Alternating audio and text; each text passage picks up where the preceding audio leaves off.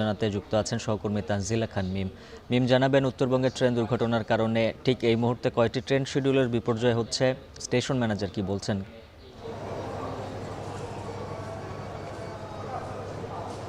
উজ্জ্বল, জয়পুরহাটের তিলকপুরে নীলসাগর এক্সপ্রেসের 8টি বগি লাইনচ্যুত হয়েছে।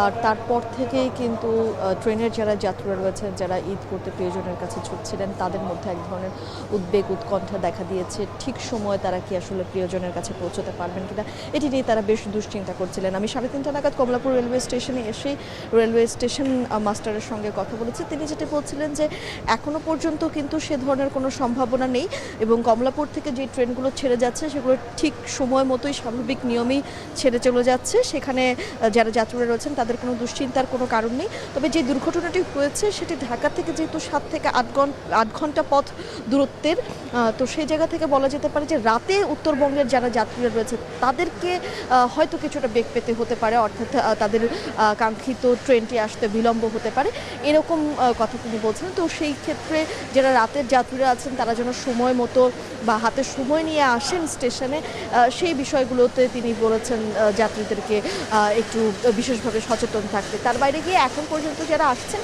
তারা কিন্তু নির্বিঘ্নেই আগের মতোই যাত্রা করতে পারছেন বলে এই কমলাপুর রেলওয়ে স্টেশনের স্টেশন মাস্টার জানিয়েছেন। এছাড়া আজ সারাদিনে 45টি ট্রেন আন্তঃনগরে ছেড়ে যাবে, তার মধ্যে এখন পর্যন্ত 28টি ট্রেন ছেড়ে চলে গিয়েছে, আরও এই ঘন্টায় 2টো ট্রেন ছাড়বার কথা রয়েছে।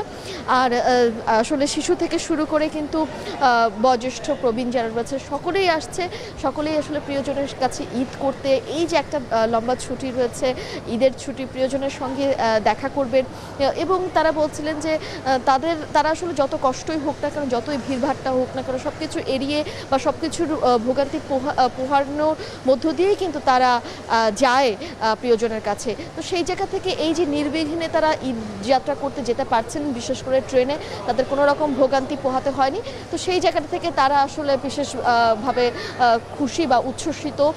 তাদের সঙ্গে কথা বলে যেটা জানতে পারছিলাম, এই ছিল উজ্জ্বল এখন পর্যন্ত।